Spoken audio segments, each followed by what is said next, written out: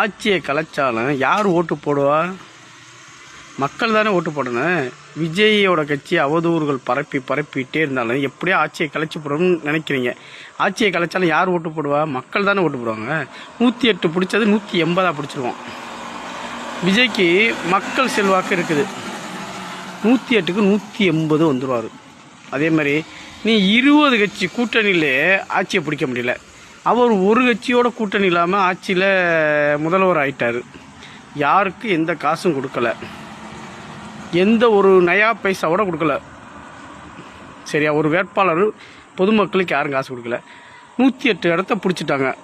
233 தொகுதியில் டெபாசிட் இழக்காமல் வந்துட்டாங்க. இவ்வளோலாம் இருக்கும்போது நீங்கள் ஆட்சி கலைச்சிடும். ஏன்னா உங்களுக்கு பயம் வந்துருச்சு. இன்னைக்கு விட்டோம்னா இப்படியே அவதூறு பரப்பிட்டே இருந்தோம்னா அடுத்த ட்ரிப்பு விஜய் வந்துடுவார், அதுக்கு அடுத்த ட்ரிப்பு விஜய் வந்துடுவார். எம்ஜிஆர் மாதிரி விஜய்